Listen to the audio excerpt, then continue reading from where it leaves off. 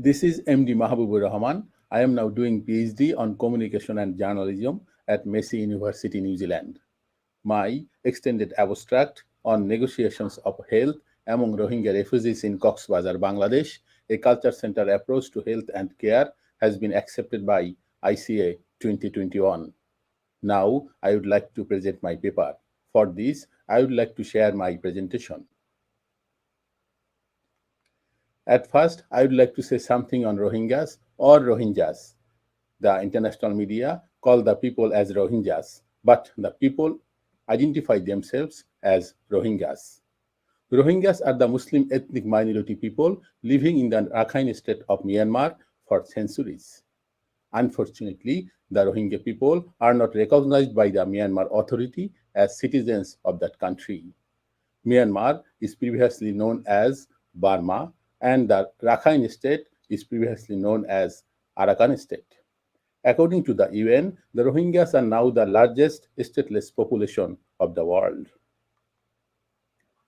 An estimated 1 million Rohingya people lived in Rakhine state of Myanmar before the 2017 Rohingya genocide in Rakhine state.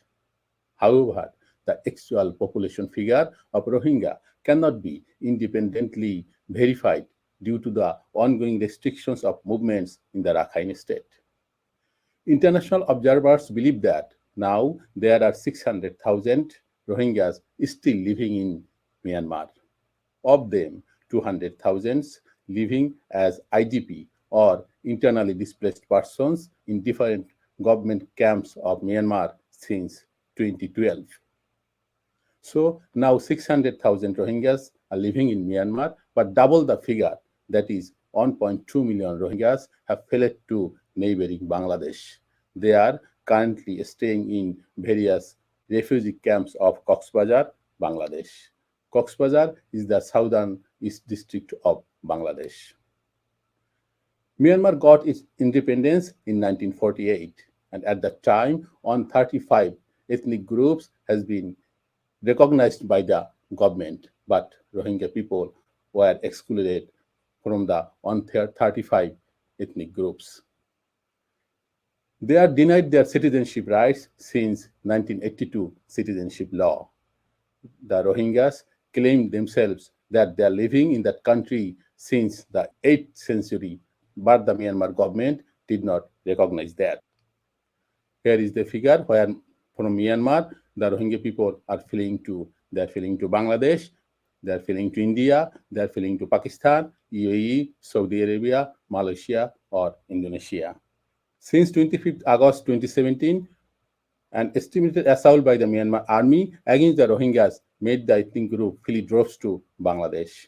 Within 3 months of that year, more than 740,000 Rohingyas fled to Bangladesh. It was the latest and largest exodus of Rohingyas to Bangladesh.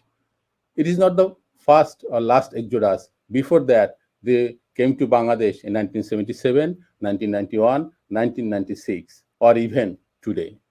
Before 2017, more than 300,000 Rohingyas have been living in the Cox's Bazar area of Bangladesh. Now, altogether, more than 1.2 million Rohingyas are now living in Bangladesh.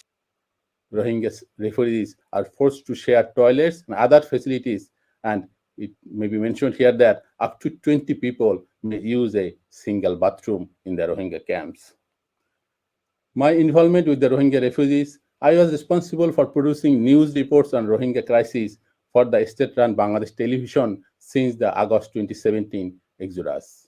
I visited 2 times the Rohingya camps in 2018 and 2020. In 2018, I covered the UN Secretary General's visit to Rohingya camps, and in February 2020, just before coming to New Zealand, I visited the Rohingya camps again and took few in-depth interviews of the Rohingya refugees living in the camps. During my interview, I asked the Rohingya people, "What does health mean to you?" But the Rohingya people could not answer it clearly.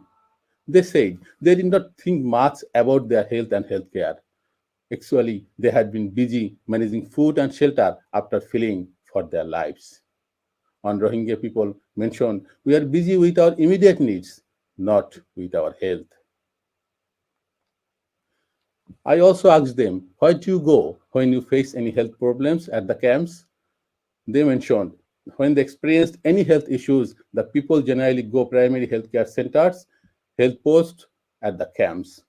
And at the camps, there are 38 primary healthcare centers, 97 health posts, 23 special facilities, and 7 field hospitals.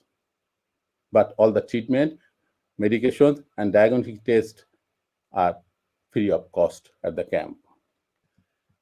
It is another experience of 55-year-old Rohingya female. She mentioned that I am an elderly person, but the clinic people did not take a good care of me. They asked me to wait for another 2 hours. At 12 p.m., they started to close the center. I went for 3 days, and all the occasions I had to return without any medicines. It is the experience of 55-year-old Rohingya female who is living there. Culture Center approach is a meta-theoretical framework designed by Professor Mohan Dotto and that explores the interactions among structure, culture, and agency.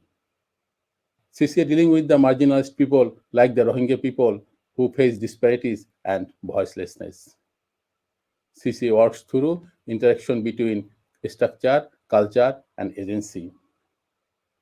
To address the issue, it is necessary to culturally centering communication and to the communities at the people margins of the margins, like the Rohingya refugees. In CCA, listening to the voices of the voiceless is the entry point for addressing health disparities. And what is the relationship between CCA and Rohingya health? Rohingya refugees have the ongoing health challenges, as I observed that they face challenges of hunger, malnutrition, watery diarrhea, and now they are facing problems with the COVID-19 with their everyday accounts of trauma. Rohingya women, who are more than 52% of the camp population, experience sexual exploitation. In this paper, we argue that structurally constituted challenges to accessing health and negotiating care of the Rohingya refugees are constituted amidst the erasure of their identity, that is, their statelessness. The government of Bangladesh does not recognize Rohingyas as refugees and do not give them permission to go outside of the camps. Bangladesh government identify the Rohingyas as forcibly displaced Myanmar nationals or FDMN, a designate that denies them refugee status and associated rights. This can be juxtaposed with the Myanmar government's identification of Rohingyas as illegal Bengali immigrants to Myanmar, an identity that forms the very basis of the organized persecution against the Rohingyas in Myanmar. In our paper, we theorize the interplays between identity and state in organizing health and care, depicting the ways in which the erasure of identity is tied to the erasure of access to care. And that's all about my presentation. Thank you. Thank you very much.